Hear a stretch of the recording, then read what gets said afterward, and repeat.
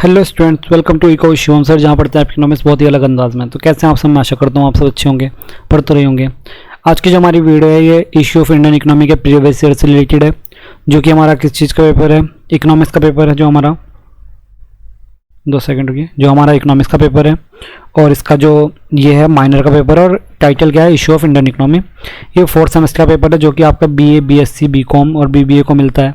ये आपका MG KVP university का पेपर है, जो कि 2023 का पेपर है। ठीक है, बुकलेट इसकी सी है। स्टार्ट करते हैं। हमने काफ़ी सारे क्वेश्चन इसके कर लिए थे, और काफ़ी क्वेश्चन अभी हमारे बच रहे हैं। तो हमने कैसे किया हुआ है कि कुछ डेली क्वेश्चन करेंगे, और उसके बाद हम थोड़े थोड़े करके क्वेश्चंस को कर लेंगे। और कुछ एक्स्ट्रा चीज़ भी मैं आपके इसमें लाऊंगा, जो मैंने बताया था कि थोड़े थोड़े क्वेश्चन करके करेंगे, सारे एक साथ नहीं करेंगे, क्योंकि एक्सप्लेन भी मैं इसमें करता रहता हूँ आपको। ठीक है, चलिए स्टार्ट करते हैं वीडियो को। यहाँ तक हमने 13 तक कर लिए थे, 14 पर आ गए हम। 14 क्वेश्चन है, what are the problem of centre state financial relation. Central और स्टेट मतलब कि आपका केंद्र और राज्य के बीच में जो रिलेशन मिलता है, किसका? फाइनेंशियल रिलेशन मिलता है, उसके बारे में बात कर रहे हैं। तो क्या है? आपका राज्यों के अप्राप्य साधन, राज्यों में कम अनुनाद और अंतर्राज्यीय असंतुलन। तो ये सभी के सभी जितने भी पार्ट हैं, ये सारे के सारे किस में मिलते हैं? ये हमारे सेंट्रल स्टेट के उसमें मिलते हैं, मतलब कि रिलेशन में ये सारे सारे मिलते हैं। तो इसका हो जाएगा ऑल। ठीक है, इजी क्वेश्चन था, आप पढ़ के भी खुद से भी समझ सकते हो। इजी क्वेश्चन था ये वाला। तो नेक्स्ट क्वेश्चन की बात कर रहे हैं। क्या कह रहा है? Who is the chairman of 15th finance commission of India. तो ये पूछ रहा है chairman of 15th finance commission of India. ये हमारे NK सिंह, मतलब आपका ऑप्शन नंबर 2 हो जाएगा। इनका फुल फॉर्म याद रखना। फुल फॉर्म है आपका नंद किशोर। क्या है? नंद किशोर। ठीक है, नंद किशोर, H होगा इनके किशोर में। तो नंद किशोर इनका फुल फॉर्म है, नंद किशोर सिंह। और ये जो है 15 वाला है, जो अभी करंट में चल रहा है। करंट में हमारा 16 चल रहा है।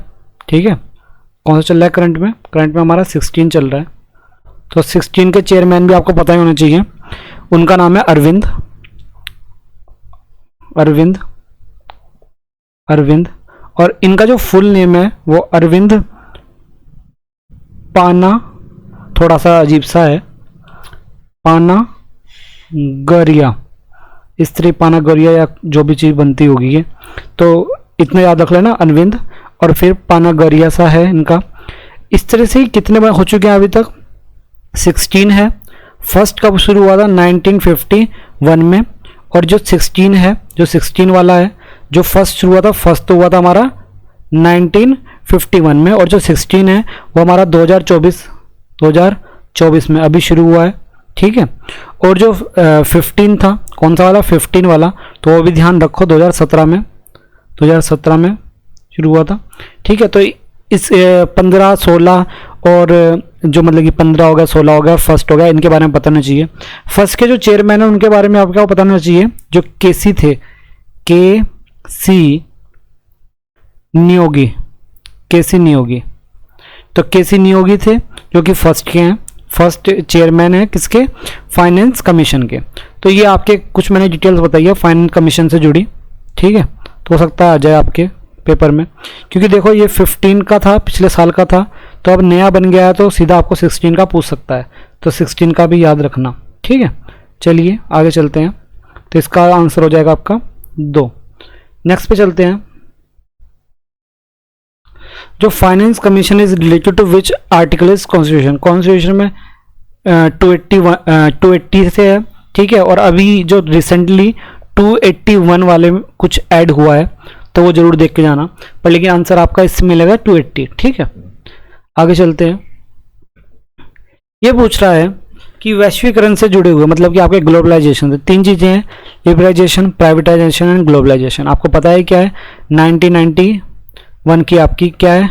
न्यू एजुकेशन पॉलिसी है, वो सॉरी न्यू इंडस्ट्रियल पॉलिसी है। ठीक है। तो इससे जुड़ी हुई जितनी भी बात है वो सारी चीज़ें मैंने आपको एक अलग वीडियो भी बनाई हुई है, बहुत पुरानी वीडियो है, अगर ना मिले तो कोई नहीं, मैं एक वीडियो एलपीजी की पूरे उसमें डाल दूंगा, एलपीजी के जितने भी क्वेश्चन बनते हैं वो यहाँ से आपको पता चल जाएंगे। ठीक है। इसमें पूछ रहा है कि एलपीजी किस चीज़ से जुड़ा है। देखो ग्लोबलाइजेशन कब किया जाता है, जब आपका फॉरेन ट्रेड करना हो या फॉरेन इन्वेस्टमेंट करना हो। ग्लोबलाइजेशन का मतलब है कि ग्लोबल तरीके से अपनी मार्केट को ओपन कर देना। ठीक है। 91 से पहले हमारी मार्केट ग्लोबलाइज नहीं थी, मतलब कि हम सिर्फ अंदर ही अंदर अपनी ही कंट्री में बस अंदर ही अंदर क्या करते ट्रेड करते थे। तो ये फॉरेन ट्रेड से जुड़ा है, फॉरेन डायरेक्ट इन्वेस्टमेंट भी इंक्रीज होगा, एक्सपोर्ट करना या इंपोर्ट करना वो सारी चीज़ें भी। ठीक है। एक्सपोर्ट और आपका क्या प्रोडक्शन कॉस्ट रिड्यूसिंग हो जाएगा, प्रोडक्शन कॉस्ट। देखो ये सारी चीज़ें किस में जुड़ी हुई है, ग्लोबलाइजेशन के उसमें जुड़ी हुई है। तो आपका आंसर हो जाएगा आपका फोर्थ वाला, ऑल द अबव। ठीक है। आगे चलते हैं नेक्स्ट क्वेश्चन को। नेक्स्ट क्वेश्चन क्या कहता है, the balance of payment account. जो बैलेंस ऑफ पेमेंट अकाउंट है वो किस चीज़ से जुड़ा हुआ है। तो देखो वो प्राइवेट एंड पब्लिक सेक्टर से जुड़ा हुआ है, प्राइवेट एंड पब्लिक सेक्टर। ठीक है। प्राइवेट एंड पब्लिक सेक्टर से जुड़ा हुआ है, तो आपका आंसर हो जाएगा फोर्थ। ठीक है। सिंपल था क्वेश्चन, ये सीधा जहाँ बैलेंस ऑफ पेमेंट का आगे में पढ़ा होगा तो उसमें आपको मिल गया होगा। विच of the following is the included in the Indian import. देखो इंडियन इम्पोर्ट मतलब इंडिया में क्या इम्पोर्ट होता है। देखो सिंपल क्वेश्चन है, पेट्रोलियम भी इम्पोर्ट होता है, मशीन भी इम्पोर्ट होता है और फर्टिलाइजर भी। तो काफ़ी सारी चीज़ें पूछी जा सकती थी। वैसे अगर ये नेट का पेपर होता तो फर्टिलाइजर का इम्पोर्ट कितना होता है, पेट्रोल कितने नंबर पे आता है, इस तरह के क्वेश्चन पूछे जा सकते थे। बट लेकिन देखो ये आपका ना ग्रेजुएशन लेवल तक का है पेपर, तो इसमें ये चीज़ें पूछी नहीं जाएगी। वरना मैं आपको फर्टिलाइजर पे कितना एक्सपोर्ट होता है, हर साल कितना है, मैक्सिमम कितना गया पिछले साल, ये सारी चीज़ें अच्छे से पता होनी चाहिए। पेट्रोलियम पर कितना होता है, वो सारी चीज़ें होती हैं, पर लेकिन इसमें अभी आपको जानने की जरूरत नहीं है। तो इसमें आंसर हो जाएगा आपका ऑल। क्या हो जाएगा, ऑल। आंसर आपका ऑल हो जाएगा। ठीक है। तो ये सारी चीज़ें क्या है जो कि इसमें इंक्लूडेड है। अगला क्वेश्चन देखते हैं। देखो अगला क्वेश्चन मैंने आपको जो सीरीज कराई थी उससे ही आ गया। India is a developing country. देखो ये तो सबको ही पता होगा, बताने की जरूरत नहीं है मुझे कोई भी क्वेश्चन का इसका। उसके बाद पूछता है द इकोनॉमिकल एक्टिविटी ने कितने पार्ट में डिवाइड किया हुआ है। तो 3 पार्ट है आपका, प्राइमरी सेकेंडरी एंड टाइप। ठीक है। तो ये 3 तरह के पार्ट हैं आपके। ठीक है। तो ये 3 में होगा इसका आंसर। अगला चलते हैं। Which of the following are the traditional feature of Indian economy. Indian economy की ट्रेडिशनल, ये पूछ रहा है ट्रेडिशनल मतलब कि आपके परंपरागत, मतलब ये परंपरागत क्या होता था। देखो पुराने समय में रूरल एरिया ज़्यादा था, लो पर कैपिटा इनकम था, हैवी पॉपुलेशन तो है ही शुरुआत से ही। तो इसका आंसर हो जाएगा आपका डी। ठीक है। मतलब ये लास्ट वाला ऑल अबव। ठीक है। और अब ये पूछा है मॉडर्न फीचर क्या है। मॉडर्न फीचर से अगर जुड़े तो आज के टाइम में क्या है, इंफ्रास्ट्रक्चर मतलब कि आपकी आधारभूत जो संरचना है उसका डेवलपमेंट करना है, इंडस्ट्री डेवलपमेंट करना है। तो आपका आंसर हो जाएगा आपका सी बोथ ए बी। ठीक है। ये आपका आंसर हो जाएगा। जो सिंपल से क्वेश्चन थे आप भी कर सकते हो। अब ये वाला क्वेश्चन देखिए, India is called a rich country. अब देखो इंडिया रिच कंट्री किस वजह से कहा जाता है। देखो ये क्वेश्चन अच्छा है क्योंकि देखो जब हमें दिखता है ना ऑल द अबव बोथ, तो हमें एक बार को लगता है यार ऑल ही होंगे, सारे ही होंगे। पर देखो इसमें क्या है कि आप सोचोगे डिफरेंट जलवायु भी होती है, जो हमारा एरिया है भौगोलिक एरिया बहुत अच्छा है। पर सही मायने में अगर आप अच्छे से डीप अगर आपने पढ़ा है इंडियन इकोनॉमी को, तो आप फिर इससे ना जाकर आप किस पर जाओगे, आपके नेचुरल रिसोर्सेज पे जाओगे, जिसे बोलते हैं natural resources. Natural resources India में सबसे ज़्यादा अच्छे से मिलते हैं, या उसे हम खनिज भंडार भी। देखो यहाँ पर नेचुरल रिसोर्सेज होना चाहिए था, पर लेकिन नेचुरल रिजर्व होना चाहिए था, बट यहाँ पे खनिज भंडार लिखा था। मेरे समझ में आ गया कि ये नेचुरल के लिए जोड़ा गया है, तो मिनरल्स रिजर्व भी इसमें कह सकते हैं। तो आपका आंसर सी हो जाएगा। सी ज़्यादा बेहतर है। हो सकता है यूनिवर्सिटी ने डी लेके चले हों, पर लेकिन सी ज़्यादा बेहतर है मेरे हिसाब से। तो ठीक है। अगला क्वेश्चन देखते हैं। Indian economy is the character shaped by the mix economy. देखो इंडियन इकोनॉमी जो है वो हमारी क्या है, मिक्स इकोनॉमी है, मिक्स्ड इकोनॉमी। 2 सेकंड रुकिए, चार्जर लगा लूँ मैं।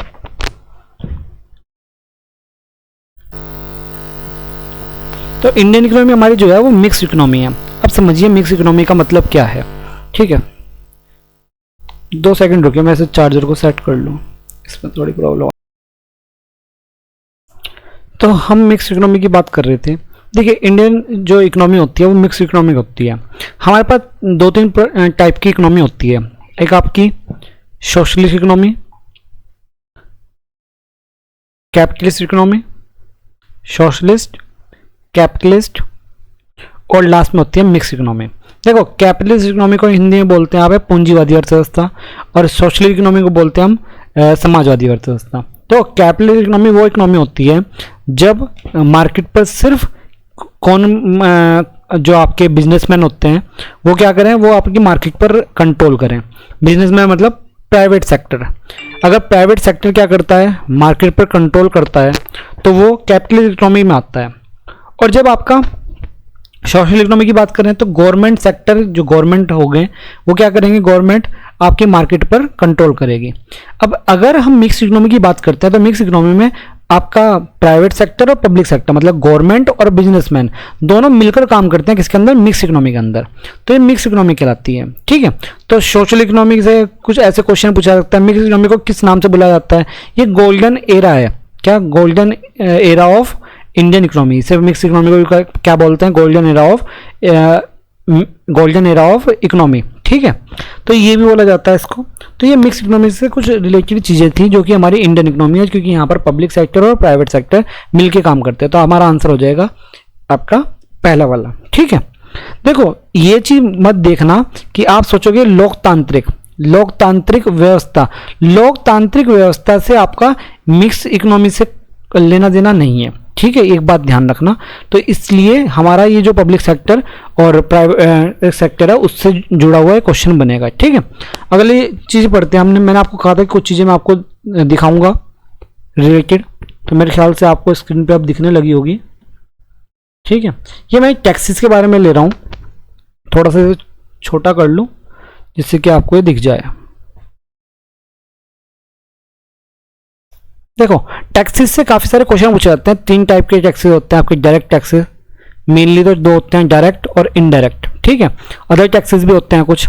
तो डायरेक्ट टैक्सेस कौन कौन से होते हैं, आप जैसे आपका पूछा जा सकता है इंडियन वो जो इनकम टैक्स होता है।